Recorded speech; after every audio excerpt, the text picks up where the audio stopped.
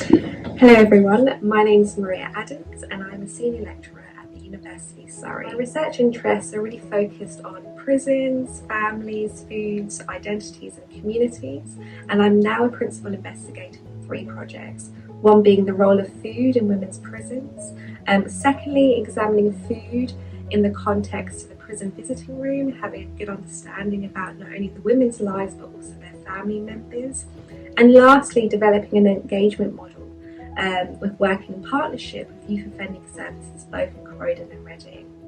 I've recently published a book titled Prisoners, Families, Emotions and Space, which is based on my PhD, and this is what this short film will be about. So for this book, I conducted an ethnographic study exploring the experiences of families and prisoners.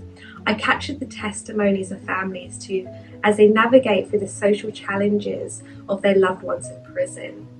This book draws an emotional landscape of families' relationship during the imprisonment of family members, which pays really close attention to the prison visit as a site of connection, but also potential tensions. So the core themes within this book explores families' experiences interrelationship in the context of prison spaces and those situated in public spaces such as welfare, social services, and even the home. My participants included relatives of prisoners, including wives, husbands, as well as parents, who have dedicated consistent support to either male or female relatives currently incarcerated. This book provides a unique standpoint by exploring families' experiences from a geographical perspective to understand how institutional spaces can have an impact on the individual. So there are 3 themes that are really critical to this book that I would like to kind of discuss in more detail. So the first one is space. The book explores families in relation to the role of space and agency. I focus on how families experience certain spaces and how families differently experience the regulated space, which is the prison, to the public space, which is the society.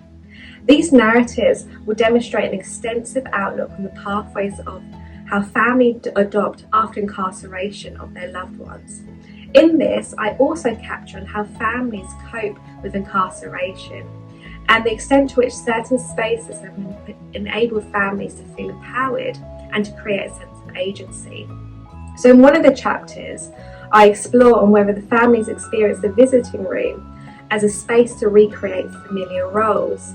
And I explore how prison visits are there to create a kind of fabricated space in which family divulge in a range of emotions. So I describe this as a kind of artificial home setting.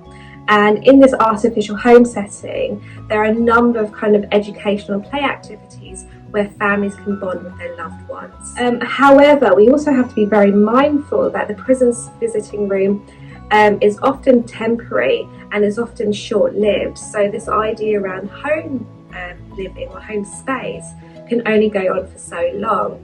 So many of the families often feel a sense of negative emotions as well, including anger and resentment, due to the fact that often these prison visits are often only up to an hour and then they don't see their loved ones until in the next few weeks. Secondly, this book conceptualizes what emotions are experienced by family during the different parts of their journeys. Personal relationships amongst prisoners and families are often charged with a range of emotions. So throughout each chapter, I really explore the different types of emotions family occupy in different spaces. So much of the families experience a range of emotions which are intensified by shame and psychological stresses that have been shared by families during their prison visits to private moments in the home, as well as contact with agencies such as welfare or even their children's schooling. And lastly, a pivotal part of my book is around the concept of identity.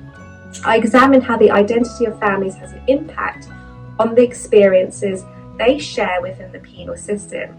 So I adopt a feminist perspective to critique the challenge of care work and to examine how this is often predominantly taken on by female relatives.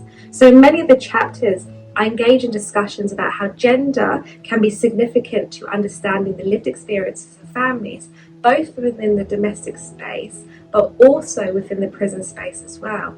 And in this, I look to explore on how I can contribute to discussions surrounding issues around power, structural inequalities, as well as how this intersects with gender and class. So hopefully this gives you an all-round understanding about what my book is and how it really contributes to the wider discussions around issues surrounding prisons, as well as those affected by the prison system, such as families and communities. Thank you very much.